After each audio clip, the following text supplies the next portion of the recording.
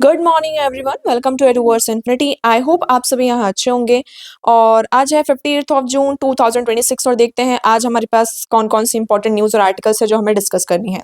चलिए आगे बढ़ने से पहले देखते हैं, आप सभी को जैसा पता है यहाँ पर सिर्फ हम द हिंदू ही नहीं, इंडियन एक्सप्रेस और जितने भी अदर न्यूज़पेपर हैं उन सभी को कवर करते हैं, सो दैट आपका यहाँ पर पूरा होलिस्टिक वे में एक पूरा एनालिसिस हो सके। आगे बढ़ने से मेक श्योर कीजिएगा यहाँ पर आपने टेलीग्राम चैनल ज्वाइन किया है फॉर द पीडीएफ। अगर आपको इस पूरे एनालिसिस की पीडीएफ चाहिए तो आप ज्वाइन कीजिए टेलीग्राम चैनल यहाँ पर। उसके साथ साथ हमारा इंस्टाग्राम और व्हाट्सएप चैनल भी है। यूट्यूब चैनल को सब्सक्राइब करना ना भूलें और बेल आइकन को प्रेस करना भी ना भूलें, सो जैसे ही कोई भी अपडेट्स आती है तो आप यहाँ पर अपडेटेड रहें। अगर आपको जितने भी हमारे न्यूज़पेपर होते हैं उनके पीडीएफ चाहिए और मैगजीन्स की पीडीएफ चाहिए और कुछ भी आपको स्पेशल स्टडी मटेरियल के रिक्वायरमेंट्स है, so please join this channel here. यहाँ पर आप इस चैनल को ज्वाइन कर सकते हैं। वहाँ पर आपको सारे न्यूज़पेपर का जो पीडीएफ है, मैगजीन है, वो सारी चीज़ें आपको मिल जाएंगी। All the links are available in the description box as well, so make sure you are joining here and be up to dated. Now चलिए स्टार्ट करते हैं, देखते हैं आज हमें क्या क्या डिस्कस करना है। पहला आर्टिकल है हमारा, Modi Macron bilateral talks stresses economic security. आप सभी को जैसे यहाँ पर पता है कि G7 की समिट होने वाली है और समिट के चलते, और ये समिट कहाँ है, फ्रांस में है। सो इसी के चलते हमारे जो प्राइम मिनिस्टर नरेंद्र मोदी जी हैं वो फ्रांस गए हुए हैं और कुछ यहाँ पर अभी बात चल रही है, we will see that. Now Israel hit Beirut, Trump says deal close. आप सभी को पता है कि ईरान, कल ही हमने इसके बारे में डिस्कस किया था, ईरान और यूएस की यहाँ पर डील होने वाली थी, बट अभी इजराइल ने क्या किया, बैरूत पर थोड़ा सा स्ट्राइक कर दिया, थोड़ा सा नहीं मतलब स्ट्राइक किया। सो इससे क्या हुआ, ट्रम्प ने कहा कि अब ये डील नहीं होगी। Next we will talk about China's ability to direct launch missile strikes on Australia's growing. Okay, then we will talk about the Thai Bharat connection. यहाँ पर हम बात करेंगे hidden history of Thai Bharat connection की, ये आपके एडिटोरियल्स हैं। उसके बाद 7 point IQ opportunity and series of gap. चलिए पहले बात करते हैं Modi Macron bilateral talks stresses economic security. यहाँ पर सिर्फ इकोनॉमिक सिक्योरिटी की नहीं, उसके बाद यहाँ पर ट्रेड टू AI की भी बात की जा रही है, जिसमें हमने बात की कि हम इंडिया और फ्रांस मिलकर क्या करेंगे, आपके न्यू टारगेट सेट करेंगे। Okay, so India and France adopt innovative road map 2030। यहाँ पर इस मीटिंग के तहत हमारा एक एडॉप्शन हुआ है, हम कह सकते हैं रोड मैप का, जिसका नाम क्या है आपका, इनोवेशन इनोवेशन रोड मैप। ये आपका क्या है, इनोवेशन रोड मैप 2030, ये आपका हुआ, जिसमें हमने बात की है कि इकोनॉमिक सिक्योरिटी, यहाँ पे दोनों लीडर्स ने यहाँ पर बात की कि हम इकोनॉमिक सिक्योरिटी की बात करेंगे और उसी के साथ साथ किस तरीके से इंडिया और जो यूरोपियन यूनियन है उसका जो फ्री ट्रेड एग्रीमेंट यहाँ पर है, AI कॉपरेशन की भी यहाँ पर बात की गई है। Okay, so as you can see here from India and France adopted an innovation roadmap 2030 to establish a dialogue on economic security during bilateral talks between Prime Minister Narendra Modi and French President Emmanuel Macron held in Nice on Sunday. तो ये जो आपका था कहाँ कब हुआ है, Sunday को ये सारी बातचीत यहाँ पर हुई है। अब देखिए ये दोनों आर्टिकल आपका इंडियन एक्सप्रेस, ये इंडियन एक्सप्रेस का आपका है और ये द हिंदू, दोनों में ही आया हुआ है, तो इससे आपको समझ में आ रहा होगा कि इसकी इंपॉर्टेंस क्या है। चलिए नेक्स्ट हम बात करते हैं, Iran questions US push to truce after Israel hits Beirut. Israel ने क्या किया है, बैरूत को हिट किया। ट्रंप ने कहा कि अब ये जो डील है आपकी क्लोज हो चुकी है, all side should stand down. यहाँ पर ये कहा जा रहा है कि जो इजराइल ने अभी लेबनान, देखें पहले यहाँ पर क्रिटिसाइज किया कि इजराइल ने लेबनान पर क्या किया, आपका स्ट्राइक किया। उसके बाद जो चीज़ें थी और ज़्यादा कॉम्प्लिकेटेड हो गई। अब एनी हाउ यहाँ पर जो ईरान के टॉप निगोशिएटर्स थे, संडे को यहाँ पर सारी चीज़ें बात हुई कि चलिए हमें डील क्लोज करते हैं, यहाँ पर सीज फायर की बात की जा रही है कि हम ये सारी चीज़ें नहीं करेंगे। तो अभी यहाँ पर यूएस के जो कमिटमेंट्स है पीस को लेकर, तो यहाँ पे ईरान के जो आपके टॉप नेगोशिएटर्स है उन्होंने क्वेश्चन किया, क्या क्वेश्चन किया है कि Iran top negotiators on Sunday question that US commitment to peace efforts after Israel carried out new attacks on Lebanon, dimming prospect of Tehran and Washington signing a framework agreement on ending this war the day as claimed by US President Donald Trump. Okay, so basically ये कहा जा रहा है Iran के जो negotiators है उनका ये कहना है कि इजराइल कंटिन्यूसली क्या कर रहा है, यहाँ पर हिट कर रहा है, चाहे वो आपका लेबनान हो, बैरूत हो, यहाँ पर हिट कर रहा है। तो यहाँ पर हम किस तरीके से यूएस के जो कमिटमेंट्स हैं उस पर हम भरोसा कर सकते हैं। ओके, तो चलिए हम यहाँ पर बात करते हैं। ईरान ने यहाँ पर क्वेश्चन किया कि जो आप ये पुश कर रहे हैं कि हमें ये वॉर को क्या करना चाहिए, एंड करना चाहिए, लेकिन what about your commitments. Okay, so Iran के टॉप नेगोशिएटर कौन है आपके, मोहम्मद बकर गालिबफ, क्वेश्चन किया उन्होंने यूएस के कमिटमेंट्स के to peace after Israel launch a new strike on Beirut. Fine, तो ये सारी चीजें यहाँ पर आ जाती हैं। अब यहाँ पर ये यूएस के जो प्रेसिडेंट डोनाल्ड ट्रंप है उनका ये कहना है कि strike should not have happened and insisted the peace deal was still on track to be signed within hours. तो यूएस जो डोनाल्ड ट्रंप जी का कहना ये है कि जो इसराइल को ऐसा नहीं करना चाहिए था और हमें इसका आइडिया भी नहीं था। इसके तहत हम यहाँ पर ये चाहते हैं कि जो पीस डील हो, अभी भी ये जो डील है वो ट्रैक पर है। फाइन। अब थोड़ा-सा हम टाइमलाइन देखते हैं कि ये इश्यू है क्या बेसिकली। तो ईरान और इज़राइल का जो वॉर है अगर उसकी बात करते हैं, ये कब से स्टार्ट होता है? अप्रैल 1, 2024। Israel strike on Iranian diplomatic building in Damascus, killing senior IRGC commander. तो ये जो इज़राइल और ईरान ईरान का यहाँ पर वॉर है, उसकी अगर हम बात करें, वो 1 अप्रैल 2024 से स्टार्ट हुआ। फिर अप्रैल 13 एंड 14 को ईरान लॉन्च करता है direct attack on Israel with drone and other missiles here. और इज़राइल क्या है, आप सभी को पता है यूएस का एलाय है, तो यूएस भी इसमें क्या करता है, आपका हेल्प करता है। फिर जुलाई 31 को आप सभी को पता है कि जो हमास के पॉलिटिकल लीडर हैं इस्माइल हने, वो असैसिनेट होते हैं तेहरान। ईरान क्या ब्लेम करता है कि इजराइल ने यहाँ पर क्या किया है, ये अटैक किया है। फिर सितंबर की बात आती है, सितंबर 17 और 18 2024, जिसमें Israel and Hezbollah trade heavy fire across the Lebanon border. फिर यहाँ पर धीरे धीरे ये आपका कहाँ बढ़ने लगता है, लेबनान बॉर्डर तक यहाँ पर पूरा अटैक होना स्टार्ट हो जाता है। फिर 27 में आपने देखा इजराइल फिर से यहाँ पर इंटेंसिव एयर स्ट्राइक लॉन्च करता है across the Lebanon, targeting Hezbollah strong holds. आप लोगों ने यहाँ पर बहुत सारे वीडियोस और रील्स वगैरह आपने देखी होंगी कि किस तरीके से लेबनान के ऊपर से यहाँ पे एयर स्ट्राइक हो रही थी, बट लेबनान के जो पीपल थे they were like enjoying themselves here. Okay, then October 1 Iran क्या करता है, फायर करता है बैलिस्टिक मिसाइल से इजराइल के ऊपर इन रिटेलिएशन। ओके, फिर इजराइल यहाँ पर वो करता है कि यहाँ पर उसको एक स्ट्रॉन्ग रिस्पांस मिलेगा। अभी 7 से लेकर 7 अक्टूबर 2024 से अभी तक की अगर हम बात करते हैं, तो ये दोनों के बीच में क्या है, कन्फ्लिक्ट आपका ये चलता ही जा रहा है। इवन ये जो कन्फ्लिक्ट है पूरे मिडिल ईस्ट में स्लोली स्लोली करके ये स्प्रेड हो रहा है। करंट डेट की बात करते हैं, 25 मई 2024 की लेटेस्ट यहाँ पर Israel strike Beirut despite ongoing US broker truce talk, Iran question US commitment to peace. ये सॉरी यहाँ पर ये 26 होगा। ओके, तो इजराइल जो है कंटिन्यूसली क्या कर रहा है यहाँ पर बैरूत के ऊपर और जो अदर नेशन है उनके ऊपर स्ट्राइक कर रहा है। तो आपका ईरान का ये कहना है कि आप जो ये पीस टॉक की बात कर रहे हैं, क्या आप रियली यहाँ पर सच में कमिटेड है पीस के लिए या फिर नहीं? ठीक है, चलिए नेक्स्ट हम बात करते हैं China's ability to launch direct missile strike on Australia's growing report. अभी चाइना का यहाँ पर एक आया है कि चाइना आज के टाइम पे इतना कैपेबल हो चुका है, मतलब ये अगर इसकी बात करते हैं कि डायरेक्टली वो चाइना पर बैठे बैठे, मतलब चाइना अपने लैंड पर अपने टेरिटरी पर बैठे बैठे डायरेक्टली वो स्ट्राइक कर सकते हैं, कहाँ, ऑस्ट्रेलिया में। Okay, so here you can see China is capable of direct missile strike on Australia, and the threat is growing as Beijing emisses long range and hypersonic weapon and build island in South China Sea, and Australian think tank said on Sunday. Okay, तो ये यहाँ पर बताया जा रहा है कि China आज के टाइम पे इतना कैपेबल हो चुका है कि साउथ चाइना सी पर बैठे बैठे चाइना डायरेक्टली आपका क्या कर सकता है, ऑस्ट्रेलिया के ऊपर यहाँ पर मिसाइल स्ट्राइक कर सकता है, डायरेक्टली यहाँ पर अटैक कर सकता है डायरेक्ट। ओके, चलिए यहाँ पर हम बात करते हैं इसके बारे में।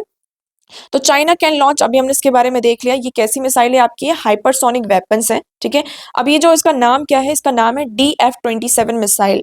बहुत इंपॉर्टेंट है आपके एग्जाम के पॉइंट ऑफ व्यू से। इसका रेंज कितना है, 5000 टू 8000 किलोमीटर। ये टाइप कैसा है, इंटरमीडिएटरी रेंज बैलिस्टिक मिसाइल है आपका। पेलोड की बात करते हैं, कन्वेंशनल और न्यूक्लियर के जो वेयर हेड्स हैं वो उसको कर सकता है। ये कब आपका रिवील्ड हुआ था, बाय द यूएस मिलिट्री, दिसंबर 2023 में ये रिवील्ड किया गया था। ठीक है ना। अब ऑस्ट्रेलिया का रिस्पॉन्स अभी तक कैसा क्या रहा है। So Australia has reshaped its military strategy 3 times in 3 years। Australia continuously अपनी जो स्ट्रेटजीज है उसको रीशेप कर रहा है। Focus on the deterrence and long range strike capabilities and north northern approach. Major investment यहाँ पर लाइक ऑकस में गाइडेड वेपन, सबमरीन्स और सर्विलेंस सिस्टम पर यहाँ पर कर रहा है। ये कभी भी कुछ भी हो सकता है। आज के टाइम पर आप सभी को पता है कि रशिया यूक्रेन का वॉर तो कंटिन्यूसली चल ही रहा है। मिडिल ईस्ट की कंडीशन आप लोगों को पता ही है ना, कैसा क्या है। तो अभी ये रिपोर्ट यहाँ पर आई है, उसके तहत यहाँ पर ये बताया कि चाइना का जो DF-27 intermediary range ballistic missile could strike Australia with in a next decade. Okay, next decade में हमें देखने को मिल रहा है कि ये हो सकता है। अब हम बात करते हैं चाइना के मिसाइल कैपेबिलिटी ग्रोथ की, ये कैसा क्या रहा है। 2000 में शॉर्ट रेंज मिसाइल यहाँ पे फोकस किया था बेसिकली एशिया पैसिफिक रीजन में। 2010 में इनका डेवलपमेंट होता है किसका, DF सीरीज मिसाइल्स का, इंक्लूडिंग सी बेस्ड आपके वेरिएंट्स यहाँ पर देखने को मिलता है। 2020 एंड 2022 में हाइपरसोनिक वेपन्स यहाँ पर टेस्ट किए जाते हैं और उनकी जो एक्यूरेसी उसे इंप्रूव किया जाता है। 2023 में यूएस रिवील करता है क्या, DF-27 मिसाइल जिसका जो रेंज है इट इज 5000 टू 8000 किलोमीटर है। नेक्स्ट 5 से 10 ईयर्स की बात करते हैं, potential for credible direct strike capabilities on Australia. मतलब अभी देखिए ये यहाँ पर चाइना अपने आप को अपग्रेड कर रहा है। नेक्स्ट 5 to 10 ईयर्स में व्हाट यू विल सी कि चाइना इतना पोटेंशियली कैपेबल हो जाएगा, हो जाएगा कि वो डायरेक्टली अपने लैंड पर बैठे-बैठे साउथ चाइना सी पर बैठे-बैठे यहाँ पर क्या कर सकता है, मिसाइल लॉन्च कर सकता है ऑस्ट्रेलिया पर। ओके, फाइन, चलिए यहाँ पर नेक्स्ट हम मूव करते हैं। नेक्स्ट हमारा article the hidden history of Thai Bharat connection. हम बात कर रहे हैं किसकी, थाई भारत कनेक्शन की। टुडे इज 50th ऑफ जून। अगर हम बताएं आज क्या है आपका 50th ऑफ जून है, जो कि मार्क करता है 84th anniversary of INA, Indian national army की 84th एनिवर्सरी है 5th ऑफ जून। अब इसका हम पूरा हिस्ट्री देखते हैं। ये आर्टिकल आपका द हिंदू में आया हुआ है, एडिटोरियल। फाइन, अब देखिए roots of a historical alliances. Fine, so ये यहाँ पर हम बात करते हैं bond between India and Thailand. यहाँ पर 1927 से बिगिन होता है, व्हेन हमारे जो गुरुदेव रविंद्रनाथ टैगोर जी हैं और किंग प्रजातिपोक, जिसका नाम है Rama 7, found share value in religion philosophy and culture. यहाँ पर तब से ये क्या होता है कि उनको ये पता चलता है, थाई के जो किंग थे, ओके, थाई के जो यहाँ पर किंग थे बेसिकली, और जो हमारे गुरुदेव रविंद्रनाथ टैगोर थे, वहां पर हमने यहाँ पर कुछ शेयर वैल्यूज और कल्चर की बात की। उसके बाद स्वामी सत्यानंद जो पुरी थे, वो बैंकॉक आते हैं 1932 में, laying a foundation for the spiritual and cultural exchanges. Okay, उसके बाद 1939 में क्या होता है, धर्म आश्रम होता है, was established in Bangkok as a hub for Indian diaspora culture and nationalist idea. 1939 में धर्म आश्रम क्या होता है आपका, स्टैब्लिश किया जाता है बैंकॉक में। उसके बाद हम यहाँ पर देखेंगे 1941 और 42 में TBCL यहाँ पर इन्वॉल्व हो जाता है into active political and intelligence work linking India's nationalist and ally. अब यहाँ पर जो हम बात करते हैं किस तरीके से ये TBCL क्या है, थाई भारत कल्चरल लॉज था। ये Bangkok became the centre for Indian independence activities. ये जो आपका ग्रुप था, we can say here Thai Bharat cultural lodge, ये बैंकॉक में था आपका, ठीक है। ये बहुत ज्यादा इन्वॉल्व होता है। पहले ये रिलीजियस एक्टिविटीज में था, रिलीजियस और स्पिरिचुअल, हमें जो कल्चरल रिलेशन करने, बट स्लोली स्लोली यहाँ पर आप सभी को पता होगा, it offers a refugees to revolutionary escaping British rule. ये किस तरीके से जो ब्रिटिशर्स है उससे हम यहाँ पर रिफ्यूजी मिल सकती है। जापान ने भी क्या किया था, यहाँ पे सपोर्ट किया था जब आपका वर्ल्ड वॉर सेकंड हुआ था, तो जापान ने यहाँ पे सपोर्ट किया था TBCL को into strategic link between Indian nationalist and Japanese force here. Okay, then अब हम बात करते हैं यहाँ पे ऑर्गेनाइज रेजिस्टेंस की। सो बैंकॉक कॉन्फ्रेंस यहाँ पर होता है 50th of June 1942 at the सिलपारकोरम theatre, united Indian communities and freedom fighters from across south east Asia. यहाँ पर इंडिया के जितने भी फ्रीडम फाइटर्स थे और साउथ ईस्ट एशिया के जितने भी आपकी कम्युनिटीज थी, उन सबको यूनाइट किया गया। और इसमें हम कुछ, ये आपका एक टर्निंग पॉइंट होता है। फाइन, इसमें टोटल आपके 100 रिप्रेजेंटेटिव्स आते हैं और 34 पॉइंट रेजोल्यूशन लेकर एक ब्लूप्रिंट लेकर आते हैं for the Indian national army, कि हमें एक इंडियन नेशनल आर्मी बनाना, उसका एक पूरा ब्लूप्रिंट लेकर आया जाता है, ठीक है। The resolution called for a volunteer army and broader popular support to achieve India's independence. अगर इंडिया को इंडिपेंडेंस चाहिए तो इसके लिए यहाँ पर ये कहा कि आप वॉलंटरी आर्मी में यहाँ पर ज्वाइन कीजिए, और एक पॉपुलर सपोर्ट की बात की, ठीक है। जापान ने भी फॉर्मली इस चीज को रिकॉग्नाइज किया कि India as a independent nation यहाँ पर होना चाहिए, और प्रॉमिस किया कि हम उनके स्ट्रगल में क्या करेंगे, जापान इंडिया के स्ट्रगल में सपोर्ट करेंगे। अब आप सभी को पता है यहाँ पर वर्ल्ड वॉर सेकंड होता है, वॉर ईयर, तो इसी बीच में नेताजी सुभाष चंद्र बोस जो आते हैं वो बैंकॉक आते हैं 1943 में, और वो TBCL के साथ बहुत ही अच्छे से काम करते हैं, and INA and Japanese commander के साथ, ठीक है। उसके बाद the network coordinated intelligence logistic and mobilisation for the arm struggle for India's freedom, ठीक है। उसके बाद यहाँ पर सारी चीजें होने लगती हैं slowly slowly. After the war यहाँ पर बहुत सारे जो लीडर्स होते हैं, okay, leaders were in present, उनको जेल हो जाती है, और INA भी आपका डिसॉल्व हो जाता है, बट उसकी जो लेगेसी है वो इंड्योर रहती है। 1946 में TBCL सक्सेसफुली इस चीज को रीएस्टैब्लिश करते हैं। The lodge preserve stories, letters, photos and documents of the freedom movement.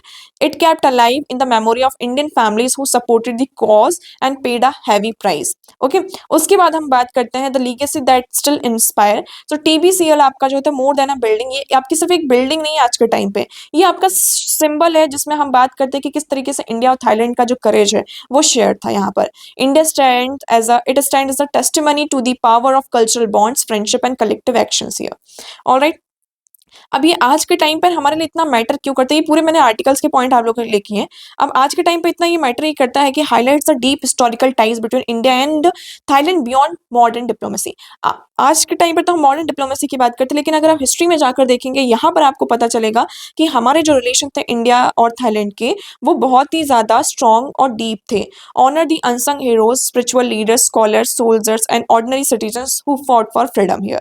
ये क्या करता है, हमारी जो फ्यूचर जनरेशन है उनको एक इंस्पायर करता है for the value of unity, cultural respect, pursuit of justice and independence है। Okay, I hope this article is clear. चलिए नेक्स्ट हम बात करते हैं the 7 point IIQ opportunity for Indian children. अब इसमें ये कहा जा रहा है कि इंडियन बच्चों मतलब कि आंगनबाड़ी बहुत ही मेजर रोल प्ले कर सकता है हमारा, कि हम जो बच्चों की IQ है उसको इनहेंस कर सकते हैं। अब वो कैसे होगा यहाँ पर वो हम देखते हैं। So India can improve the children cognitive development up to 7 IQ point higher by combining. यहाँ पर हमें मेनली उनको फोकस करना होगा न्यूट्रिशन पर, हेल्थ पर और अर्ली लर्निंग पर। जैसा कि आप सभी को यहाँ पर पता है कि जो स्टार्टिंग के फ्यू ईयर्स होते हैं बच्चों की, लाइक अगर हम बर्थ से बात करते हैं 5 ईयर्स तक में उनका जो ब्रेन है वो डेवलपमेंट के प्रोसेस में होता है, डेवलप्ड होता रहता है ना। और उसी टाइम पर अगर हम उन्हें अच्छा न्यूट्रिशन प्रोवाइड करते हैं, सो यहाँ पर हमें क्या हो सकता है कि हम उनका जो IQ है वो स्प्रेड कर सकते हैं। So India has improve the child survival. अब अभी तक जो हमारा फोकस था 5 ईयर्स तक के बच्चों में कि वो सर्वाइव ही कर जाएं, मेनली हमारा फोकस था कि बच्चे सर्वाइव करें, क्योंकि ऐसा बहुत ज्यादा प्रॉब्लम था कि बच्चे सर्वाइव ही नहीं कर पा रहे थे। तो इंडिया ने इस चीज को इम्प्रूव किया, बट अब हमें उनके जो डेवलपमेंट है उस पर भी फोकस करना होगा। अंडर 5 मोर्टेलिटी डिक्लाइन यहाँ पर हुआ है आपका 2012 में 43 था, अब 32% हो चुका है। आंगनबाड़ी यहाँ पर बहुत ही इंपॉर्टेंट रोल प्ले कर रहा है, जिसमें वो सप्लीमेंट्री न्यूट्रिशन प्रोवाइड करता है, ग्रोथ को मॉनिटर करता है, हेल्थ सर्विसेज प्रोवाइड करता है, काउंसलिंग और होम विजिट्स भी होती है। आपने देखा होगा जब भी कोई लेडियां प्रेग्नेंट होती हैं, है ना, तो आंगनबाड़ी वाले जो होते हैं, जो वहाँ की आपके हेड होते हैं, मैम होती हैं, वो आती रहती है, मॉनिटर करती रहती है, आपको गाइड करती रहती है कि ये सारी चीजें हैं। अब इसमें कहा जा रहा है कि early childhood is critical for brain development. आपका जो 5 ईयर तक का होता है बहुत ही ज्यादा क्रिटिकल होता है, क्योंकि इस टाइम पीरियड पर आपका जो ब्रेन होता है it grows rapidly during the first year. अगर हम फर्स्ट 1 ईयर की बात करते हैं, फ्रॉम जीरो डेज, लाइक आपका first days to 1 year, grey matter का जो वॉल्यूम होता है 149% ब्रेन का वो इंक्रीज होता है, जो सेरेब्रम ग्रोथ है वो 24 और 240% जो होता है आपका इंक्रीज होता है। मिलियंस ऑफ न्यूरल कनेक्शंस आपको देखने को मिलता है जो फॉर्म होते हैं। यहाँ पर आपने देखा होगा जो 1 साल का बच्चा होता है वो चलना सीखता है, लैंग्वेज सीखता है, आपके मूवमेंट सीखता है, वो प्लानिंग एबिलिटी भी सीखता है, थोड़ा थोड़ा वो मूव करना स्टार्ट करता है, राइट। इसके लिए अब हमें चाहिए कि nutrition alone is not enough. हम अच्छा खाना बच्चों को दे रहे हैं वो इतना ज्यादा इनफ नहीं है। बच्चे यहाँ पर देखिए किस किस चीज से सफर कर रहे हैं, iron deficiency, lead exposure, lead का जो आपका एक्सपोजर उसका बहुत ज्यादा infection and inflammation. So perform works on cognitive and development assessment. Okay, so what matters is not only found in food intake but also whether the body can absorb and utilize nutrients effectively. ऐसा नहीं है कि हम बच्चों को सिर्फ nutritious food दे रहे हैं तो that would be enough here. You have to see whether that nutrition is being utilized by the respective body, मतलब जो बच्चे की बॉडी उसके द्वारा उसको यूटिलाइज वो कर पा रही है या नहीं कर पा रही है। You have to focus on that part as well. Alright, so responsive care taking boost intelligence, यहाँ पर रिसर्च हुआ जमाइका में जिसमें ये पाया गया है कि बच्चों को सिर्फ न्यूट्रिशियस फूड की नहीं, उनको लव, टॉकिंग, प्लेइंग और रिस्पॉन्सिव इंटरेक्शन की नीड होती है, जिससे वो एक बेटर कॉग्निटिव और आपको यहाँ पर उसके जो आउटकम्स होंगे वो भी यहाँ पर दिखाई देंगे। ठीक है, तो सिर्फ न्यूट्रिशन सपोर्ट ही हमारे लिए इंपॉर्टेंट नहीं कि हमने उन्हें न्यूट्रिशियस फूड दे दिया। No, they need a love, talking, उनसे बात करिए, उनसे प्यार से रहिए, प्लेइंग, उनके साथ खेलना, रिस्पॉन्सिव इंटरेक्शन होना, ये सारी चीजें आ जाती हैं। 5th पॉइंट इसमें कहा जा रहा है pre school education can rise IQ। यहाँ पर जो आपका हम आपने देखा होगा 3 इयर्स 4 इयर्स तक के हम प्री स्कूल में यहाँ पर बच्चों को डालते हैं। So evidence from Vellore and Brazil shows that children attending structural pre school programme score 7 to 8% high IQ points here. Okay, so यहाँ पर आपको बेटर कॉग्निटिव परफॉर्मेंस देखने को मिल सकती है।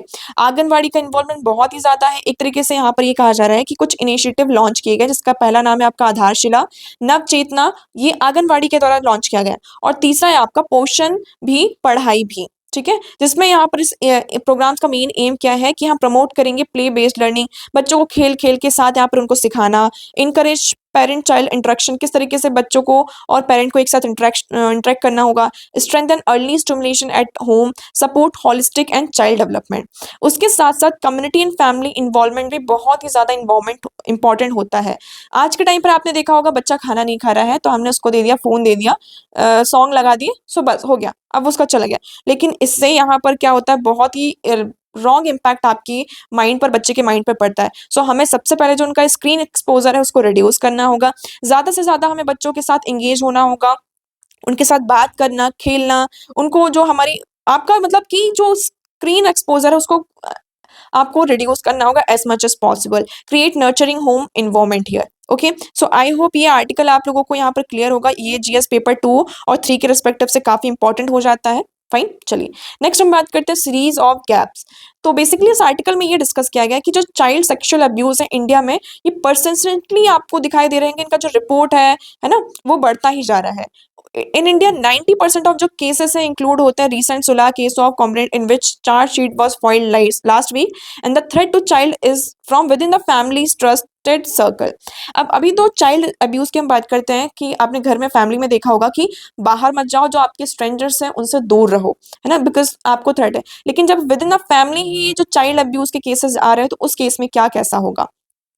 तो कोर प्रॉब्लम आपकी क्या है कि इंडिया में जो चाइल्ड अब्यूज के जो केसेस है वो परसिस्टेंटली यहाँ पर क्या हो रहे हैं, बढ़ रहे हैं। और कुछ इसमें से क्या है, 90% जो आपके केसेस हैं, क्योंकि वो क्या है, आपका थ्रेट है विद इन द फैमिली, वो रिपोर्ट ही नहीं होते हैं, वो under reported. 90% of the cases are under reported, उन्हें रिपोर्ट ही नहीं किया जा रहा है। Despite laws reform rising awareness, thousands of children remain unsafe because the system fails them at many levels. Okay, next हम बात करते हैं जो आपके माइग्रेंट और वर्किंग क्लास कम्युनिटीज होते हैं, they are the most vulnerable here, I will say here, due to weak local support and network and social protection.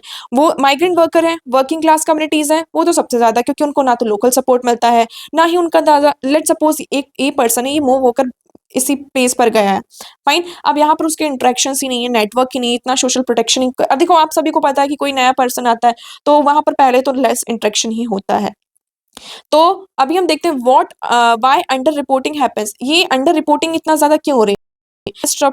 Distrust of the police, यहाँ पे सबसे ज्यादा यही होता है कि ये जजमेंट होता है, इंटरेक्शन होता है कि आपको जज किया जाता है कि आपने ही कुछ किया होगा, है ना, बिकॉज ऑफ दैट ये हुआ। Fear of state apathy, families fear police want search seriously, कि ये पुलिस पर ये थोड़ा सा आ जाता है कि ये सीरियसली उस चीज को नहीं लेंगे क्योंकि घर की चीजें हैं। Focus on the harsher penalties not evidence, यहाँ पर पेनल्टीज पर ज्यादा फोकस किया जाता है। हमारे पास पॉक्सो लॉ है, सारी चीजें हैं, बट हम एविडेंस पर नहीं, पेनल्टीज पर ज्यादा फोकस करते हैं। वीक डेटा और एनालिसिस, यहाँ पर आपको बेटर डेटा एग्जिस्ट चाहिए, तभी क्या होगा, आपको सजा मिलेगी।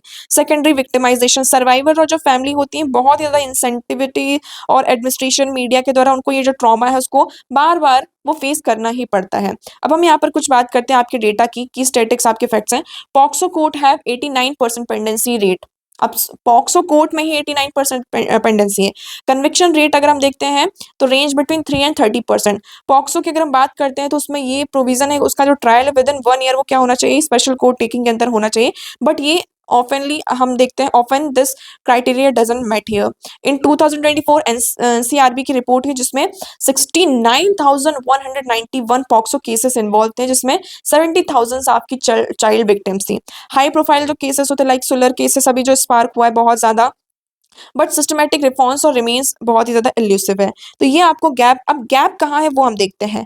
सबसे पहले एक आ जाता है कि distress and fear led to silence, कि पुलिस हमारा सुनेगी कि नहीं सुनेगी। Police apathy delay reduce and investigation quality, अब पुलिस क्या है कई बार डिले कर देती है इन्वेस्टिगेशन में। वीक एविडेंस हो जाता है, लो कन्विक्शन रेट और हाई पेंडेंसी जो हो जाता है, इससे सर्वाइवर बहुत ही उसको ट्रॉमा और उसके कारण क्या होता है, सफर करना पड़ता है। सो आई होप ये आर्टिकल आपको क्लियर होगा। सो आज के न्यूज़पेपर में इतने ही इंपॉर्टेंट न्यूज़ और आर्टिकल्स है, आई होप आपको सारी चीजें क्लियर होंगी, but still if you feel like you know there is something else we should be discuss here about, okay, हम स्लोली इसमें आप क्वेश्चंस भी ऐड करेंगे सो दैट आपका प्रॉपर्ली यहाँ पर रिवीजन हो सके। सो आज के न्यूज़पेपर में इतने ही इंपॉर्टेंट न्यूज़ और आर्टिकल्स है, आई होप आपको सारी चीजें क्लियर होंगी। So that's for all today, thank you so much for the discussion.